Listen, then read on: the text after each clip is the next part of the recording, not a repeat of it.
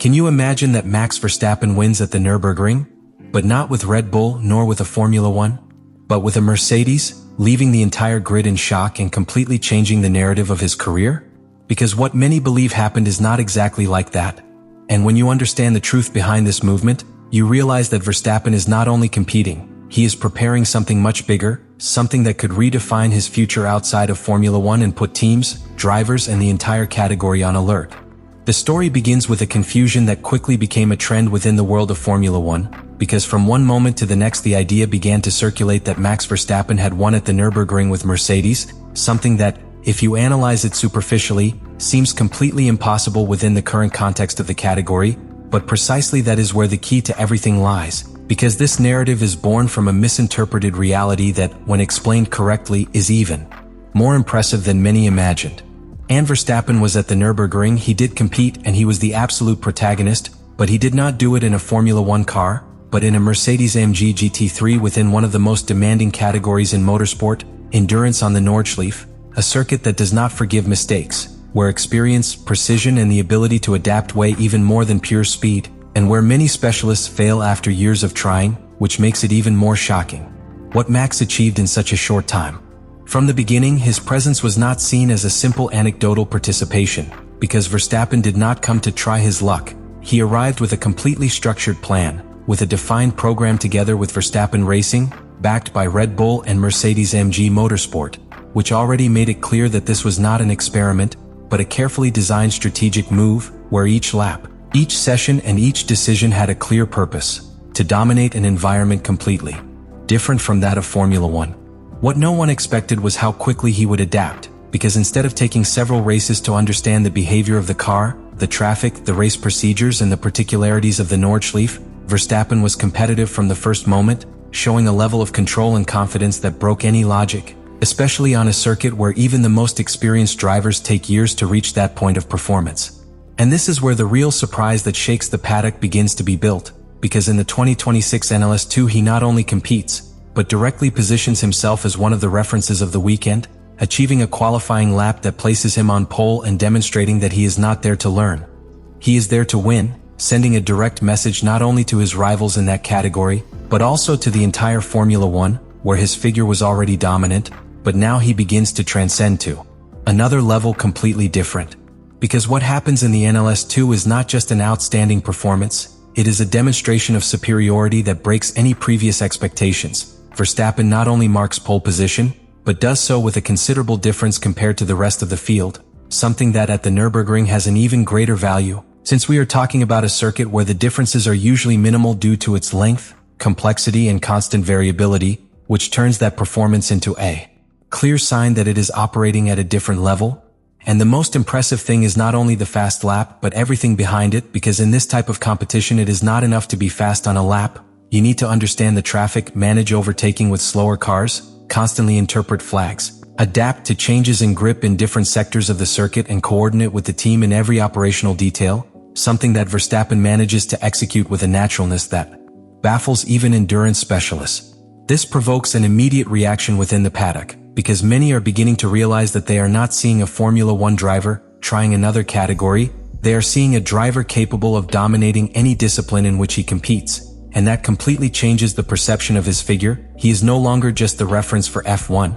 He is beginning to emerge as a total driver, capable of competing at the highest level in multiple scenarios without losing performance. In addition, there is a strategic factor that further raises the tension in this story, and that is that all this does not happen in a vacuum. It happens at a time when Formula One is going through important changes, where even Verstappen himself has shown certain doubts regarding his enjoyment within the category, which makes this Nürburgring program not only seen as a sporting challenge, but as a possible alternative path, an open door that could completely change his future if he decides to explore it further. It leaves an uncomfortable but fascinating feeling, because while the rest of the drivers are focused exclusively on Formula One, Verstappen is expanding his territory, he is gaining experience, he is demonstrating versatility, and above all, he is sending a silent but very clear message. He does not depend on a category to prove that he is the best. And this is where everything changes completely, because Act 3 is not about what Verstappen has already done, but what this really means for his future and for all of Formula One, because when a driver begins to dominate outside his main category, he stops being just a star,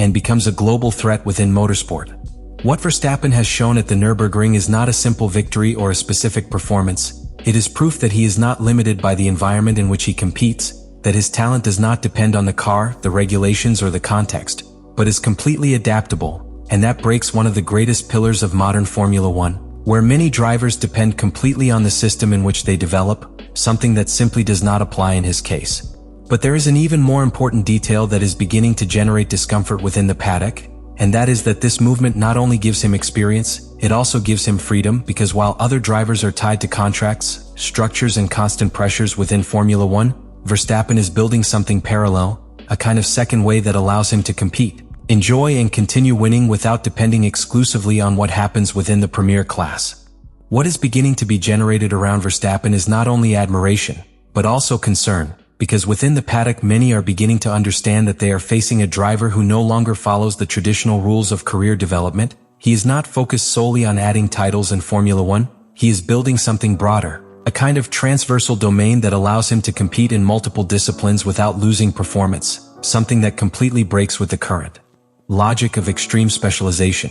And this has a direct impact on the teams, because when a driver shows that he can perform at the highest level outside the premier class, he automatically gains power, decision-making power, negotiating power, and, above all, independence, because he no longer depends exclusively on a competitive seat in Formula One to remain in the elite, which completely changes the balance between driver and team, something that historically has always been on the side of the teams. Furthermore, this movement begins to open a door that until now seemed closed to the majority of current drivers: the possibility of combining high-level programs in different categories without compromising performance, something that Verstappen is not only exploring, but is validating with results, which could inspire a new generation to follow a similar path, completely changing the traditional structure of professional motorsport. But the most important thing about this act is the strategic reading that it leaves, because Verstappen is not improvising, he is positioning himself, he is building a real alternative to Formula One without having to abandon it immediately, which allows him to have total control over his career,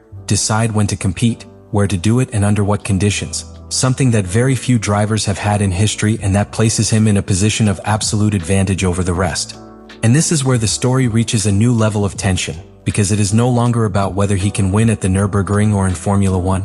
It is about something much bigger. It is about whether Verstappen is beginning to design a completely different path than the one we know, one where Formula One stops being the final destination and becomes just part of the journey. This completely changes the narrative about his career, because we are no longer talking about how long he will remain at Red Bull or if he will change teams within F1. We are talking about something much bigger, the possibility that Verstappen does not need Formula One to remain relevant, to continue winning, and to continue building his legacy, something that very few drivers in history have even been able to consider.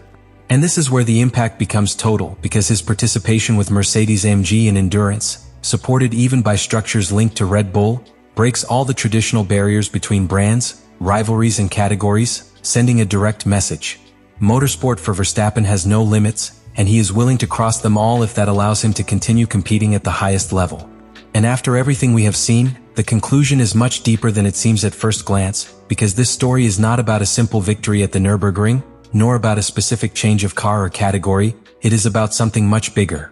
It is about how Max Verstappen is beginning to redefine what it means to be a driver in the modern era of motorsports. What began as an apparent confusion ended up revealing a much more shocking reality. Verstappen did not win a Formula One Grand Prix with Mercedes, but he did do something that may be even more important, showing that he can leave his comfort zone, enter one of the most demanding environments in the world, and not only compete, but dominate, something that very few drivers in history have achieved so naturally and in such a short time. This completely changes the perception of his figure, because we are no longer talking only about a world champion in Formula One. We are seeing a driver who is building a much broader legacy, capable of transcending categories, breaking barriers, and demonstrating that his talent has no limits, neither technical, nor strategic, nor mental, which puts him in a completely different position from the rest of the grid. Furthermore, the message that all this leaves is forceful, because while other drivers depend on having the best car in Formula One to shine, Verstappen is showing that he is the differentiating factor,